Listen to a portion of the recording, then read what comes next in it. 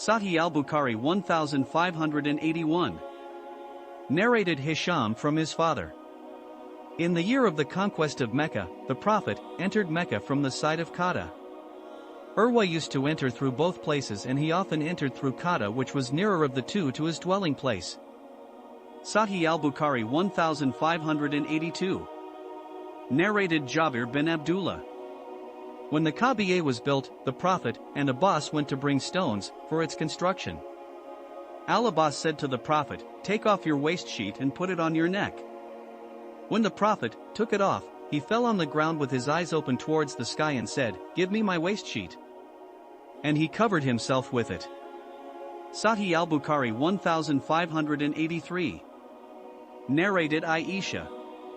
The wife of the Prophet, that Allah's Messenger, said to her, "Do you know that when your people, Quraysh, rebuilt the Kaaba, they decreased it from its original foundation laid by Abraham?"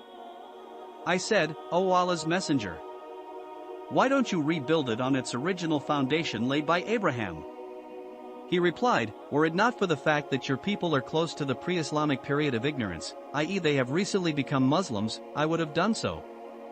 The sub-narrator, Abdullah bin Umar, stated, "Aisha must have heard this from Allah's Messenger, for in my opinion Allah's Messenger had not placed his hand over the two corners of the Kaaba opposite Al-Hijr only because the Kaaba was not rebuilt on its original foundations laid by Abraham."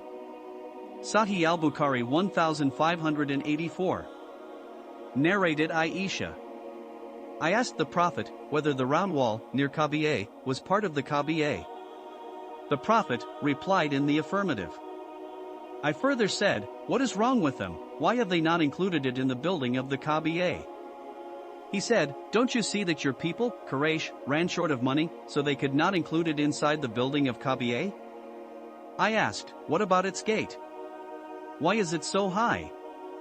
He replied, "Your people did this so as to admit into it whomever they liked and prevent whomever they liked.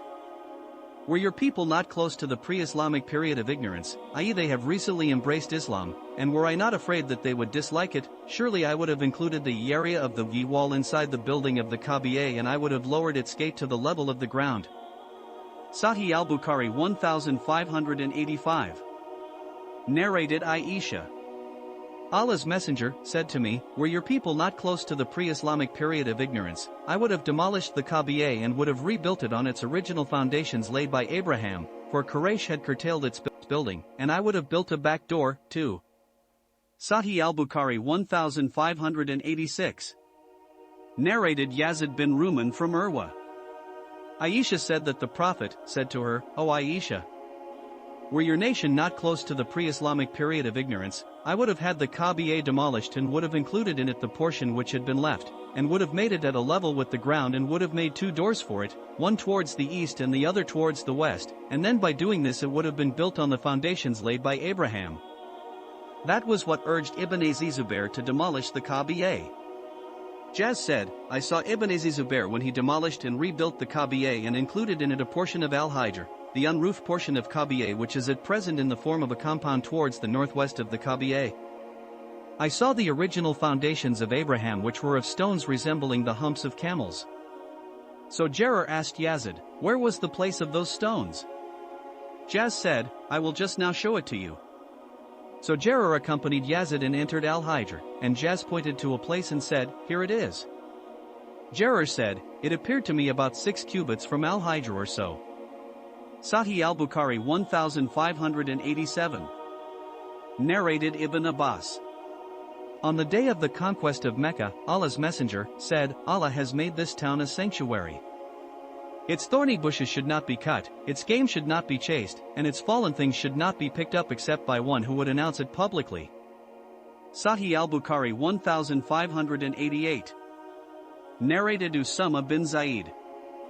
I asked, "O Allah's Messenger, where will you stay in Mecca? Will you stay in your house in Mecca?" He replied, "Has Aqil left any property or house?" Aqil along with Talib had inherited the property of Abu Talib. Jafar and Ali did not inherit anything as they were Muslims and the other two were non-believers. Umar bin al-Khattab used to say, "A believer cannot inherit anything from an infidel." Ibn Shihab, a sub-narrator, said, they, Umar and others, derived the above verdict from Allah's statement, verily, those who believed and emigrated and strove with their life and property in Allah's cause, and those who helped, the emigrants, and gave them their places to live in, these are, all, allies to one another. 8.72 Sahih al-Bukhari 1589. Narrated Abu Huraira. When Allah's Messenger intended to enter Mecca, he said, our destination tomorrow, if Allah wished, will be Kayf Bani Kaniqa, where the pagans had taken the oath of kufr against the Prophet, i.e. to be loyal to heathenism by boycotting Bani Hashim. The Prophet spoke, see Hadith 3882. Sahih al-Bukhari 1590. Narrated Abu Huraira. On the day of Narad Mina, the Prophet said, tomorrow we shall stay at Kayf Bani Kaniqa, where the pagans had taken the oath of kufr, heathenism.